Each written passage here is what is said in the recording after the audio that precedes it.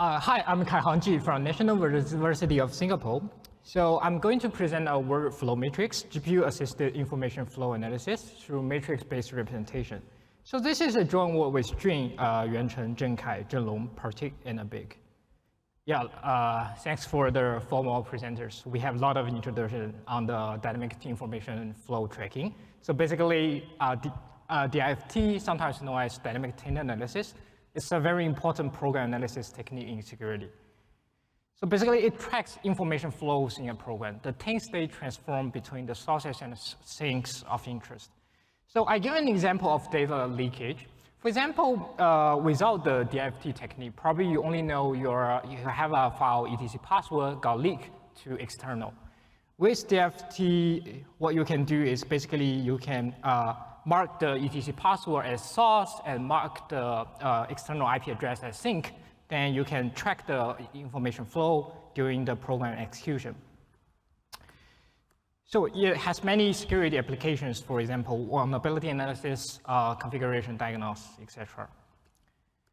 But in the real-life analysis, we found that actually users often need to check multiple information flows. What does that mean? In our case, the data leakage example, probably the analyst will ask question like, okay, the key variable here is the path that actually controls which path to be leaked. So how the malicious input actually have control on this key variable? And is there any other secret file that actually got leaked through the same vulnerability? So all of those extra questions, you need extra DIFT analysis to basically find the answer for it. So we found that there is really a need for DIFT query. That means you can rapidly answer the DIFT result with different given inputs, source and sinks. However, we know that like DIFT is expensive. So one way to support such kind of DIFT query is basically through heavy computational support. For example, a server cluster. Or another way is to speed up that DIFT itself. So let's take a look at what are the mechanisms that can accelerate the DIFT. So begin from normal execution. In the normal execution, the instruction executed sequentially. And in the traditional DIFT, people just instrument the instruction and put taint propagation logic inside the instrumentation. So one way to accelerate is called decoupling, that will decouple the taint propagation logic to another thread. Or you can do fast pass, slow pass technique that basically will reduce the instrumentation for the non-interesting passes. Or another way is called hot pass.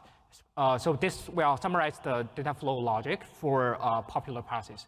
There are other techniques that basically.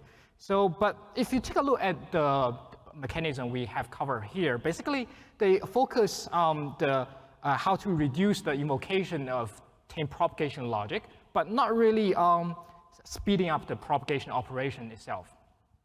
So why the propagation logic is hard to be speed up? Let's take a look at the example of implementation of different tools. So basically, this is implementation of 3 different tools, and they are all written in C and C++, basically high-level programming languages, with if, else, and loops. So such kind of representation, we found that it's quite unnecessarily complex because you just want to do taint. You don't really need high-level programming languages to do that. And it is challenging to be computational speed up. So the question will be, is there a way that we can find a more lightweight representation that can be easy to speed up? Yeah, probably yes. So in our previous work, we actually find that DIFT propagation logic is basically a data dependency. So let's give an example of OR instruction, OR EX, EDX. So this is the data dependency for this instruction. Let's just assume that the CPU state has only 4 registers for simplicity.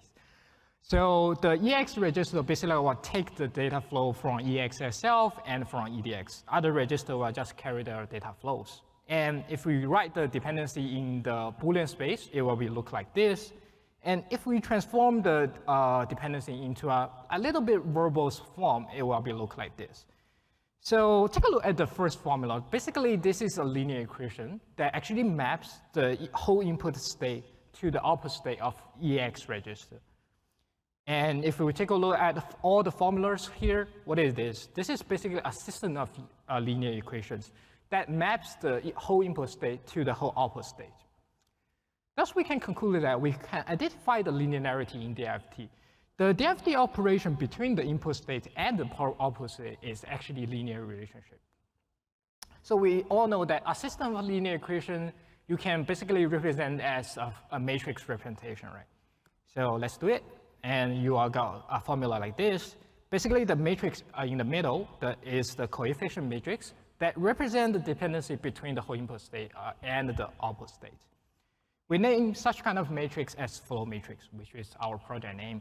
So it's a new matrix-based representation DIFT propagation rule.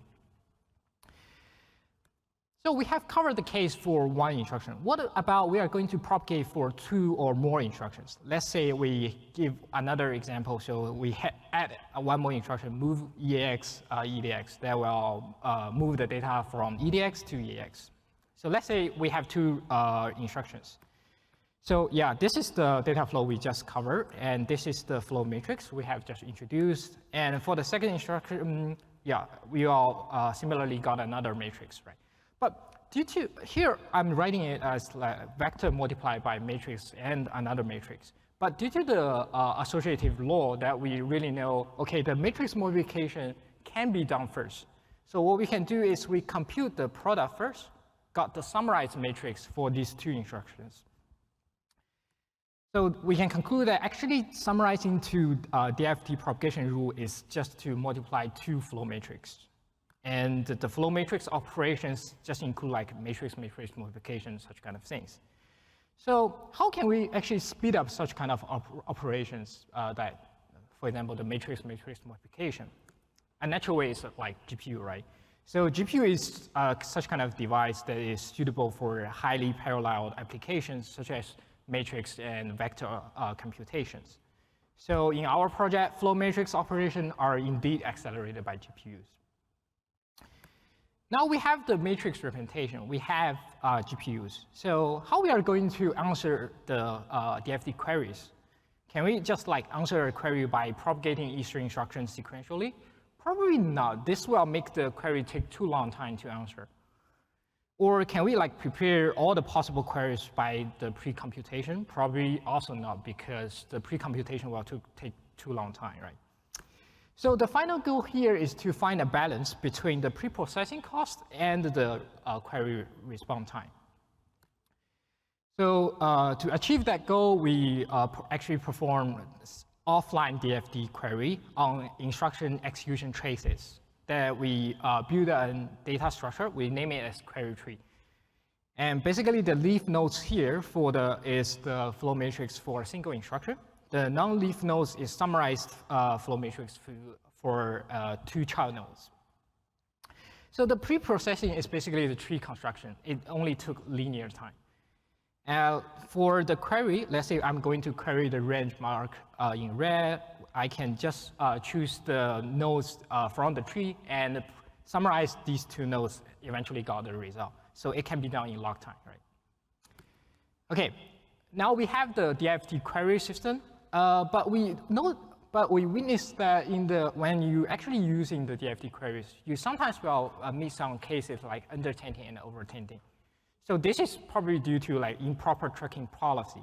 For example, if you want to track the dependency between the pointers and the value, or between the conditions and the in-branch variables.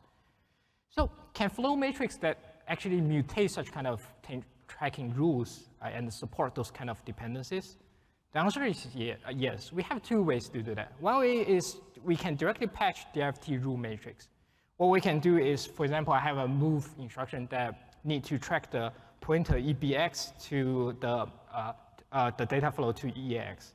What we can do is we can modify the matrix and change 0 to 1 directly. Another way we can do that is add a temporal variable to bridge the information flow. So how we are going to do that, for example, we have a 0 flag here, and I want to build the dependency between the 0 flag and EX, which is an in-branch variable. So what we can do is pass the data flow to a temporal variable and then to EX.